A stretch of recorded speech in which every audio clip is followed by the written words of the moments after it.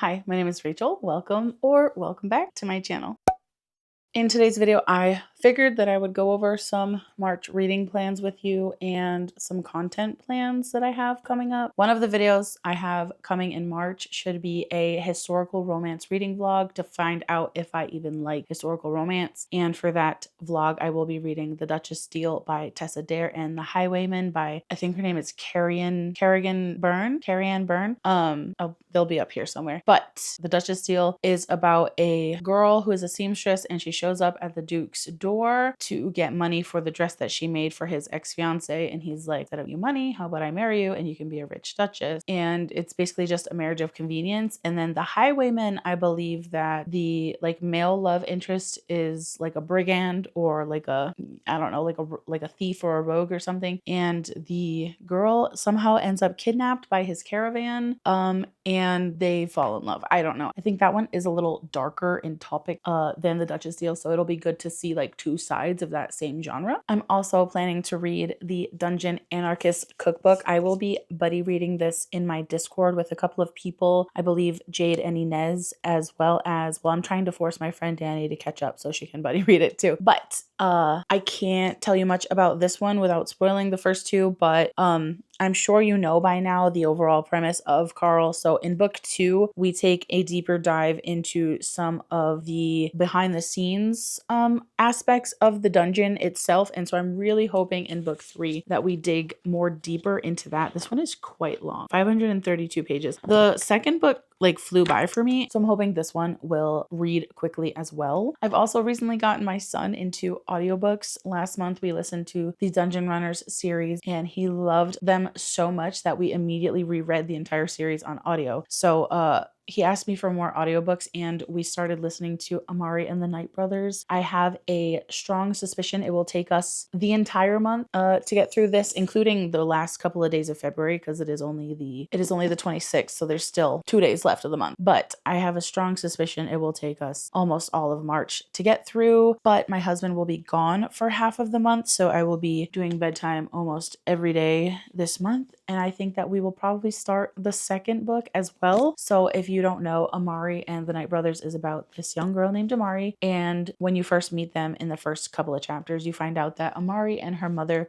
are struggling with the disappearance of her older brother Quentin. At the end of an awful day at school, she gets an email that says she has a package arriving from her brother, and it's kind of just this whole whirlwind adventure in the supernatural underside of our world. And this book is absolutely like Men in Black for kids. Like literally, if you've seen Men in Black, it has those exact same vibes where the supernatural lives under the surface, hiding in plain sight kind of deal. And there's this whole bureau of investigators to kind of keep things hush hush and negate things between the supernatural and the mundane worlds. So it's very fun. I love B.B. Austin's writing. I think that Amari has a lot of nuance and she is a great flawed character who makes mistakes, and it is very relatable for kids, I believe, and I'm really excited to read it with my son. We listened to the first 2 chapters last night, and he's never sits still and he's never quiet, and he was just zoned in, locked and loaded. So I'm really excited to get him into some definitely above his age chapter books. He's only 6, and I would say this probably for 11-year-olds, but he is really smart, so I think he'll be fine. I am also really wanting to explore more of a mood reader path in choosing my reads. I love making a monthly TBR, don't get me wrong, but I hardly ever stick to them. So this next grouping of books are just going to be books that have kind of caught my eye recently, and I might read them in March, but I might not.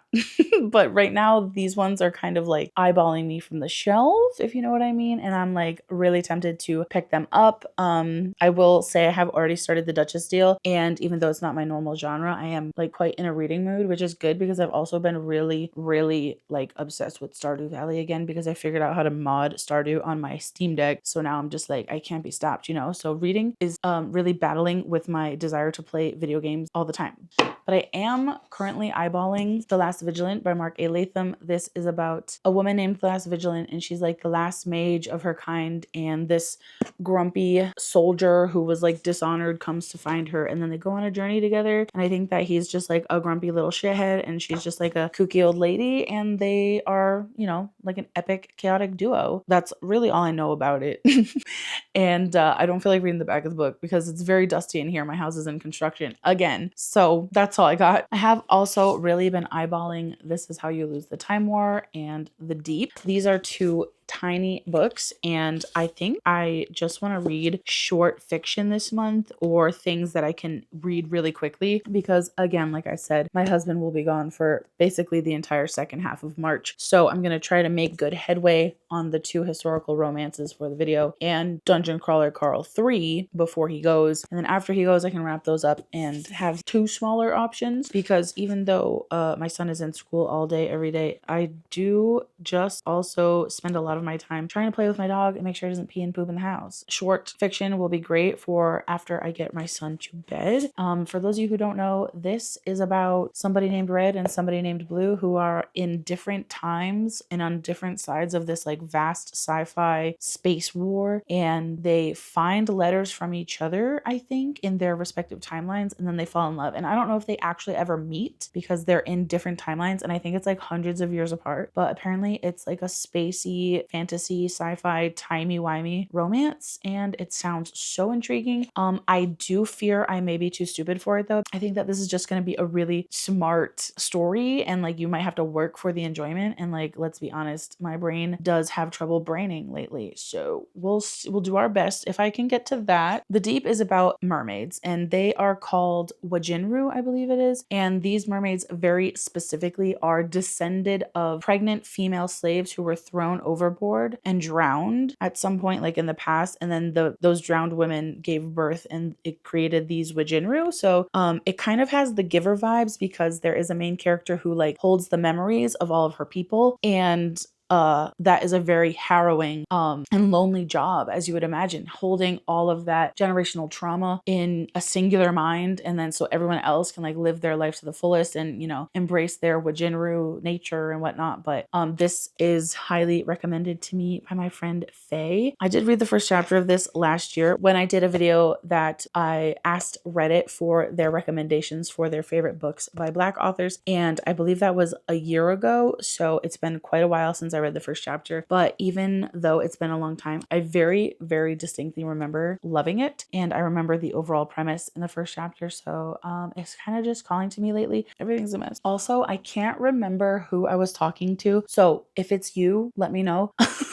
But someone in some Discord said that they were going to start The Wheel of Time and they were really intimidated by it. And I have been meaning to reread The Wheel of Time books 1, 2, and 3 for like the longest time, because I read 1, 2, and 3 like within a couple months of each other, and then it's been like 2 or 3 years and I haven't continued. So if by some miracle I finish everything else on my plate in March with my husband gone, I will start. I don't think I'll finish because it's so big, but I think I will restart The Wheel of Time, because I do really want to continue the series. I think that I don't know, I know that it's like very classic and very tropey, and like, you know, it's nothing new, and it's so many things in here have been done before, so many things in here have been done better since this has come out. But I don't know, I just really love the classic vibes. It makes me feel nostalgic for like childhood in a way, even though I, as a child, I wouldn't have been able to read this, but I think you get it. So again, this is just a very hefty maybe. If I get to everything else that I am planning to read in March, I will start it. Definitely won't be finishing that in March. As far as other content goes, where I don't need to read a specific book for a video, I am planning to make a video where I recommend books to my D&D characters. I have another Kobo video that I'm trying to plan. It may or may not come to fruition if I can prepare it in time. I would also like to do a YA Fantasy Rex video, because I don't read a lot of YA fantasy, but I want to talk about some of the YA fantasy that I have read. I also have a video planned where I talk about reading formats, and it's just going to be like a chatty video about different ways you can read books and which formats I like best. I also was contemplating doing a video where I talk about what I personally look for, or how I approach beta reading, because I know my friend Jade from Jade Juniper recently put up a video, or 2 videos actually, like kind of behind the scenes-esque of writing and on the author side. So I thought it might be be like a fun little like opposite side of the coin situation if I made a video about how I approach beta reading. I've only done it twice and both times have been for Jade, but it is an experience that I really enjoy. And yeah, I don't know. Let me know if that would be interesting to you. I'm also planning to do a video where I do a bookshelf tour, but in a scavenger hunt version. So I would need suggestions from my audience. I'm going to ask here. I'll ask in this video. I will also make an official post, but I'll also ask in my Discord and I'll also ask on my Instagram. And I'm going to basically just have you give me prompts. So for example, books with birds on the cover, and I could show you a couple of these books, or I could show you this book. And it would be kind of like me just taking you around my shelves to different locations and kind of finding the answers to the prompts you've asked me for, but kind of doing it in like a bookshelf tour way where I would give you like an overall view of my organization and chat about how it is I decide to organize books and then do the scavenger hunt. Is that interesting? I don't know. You tell me. Those are my reading-ish and content-ish plans for the month. No, not for the month. For the month of March. If you've made it this far in the video, leave a bird emoji down in the comments. It can be any bird. It can be a crow, a swan, a duck, a seagull. Do they have a seagull emoji? Probably not. They should. As usual, thank you so much for watching, and I will see you in the next one. Bye!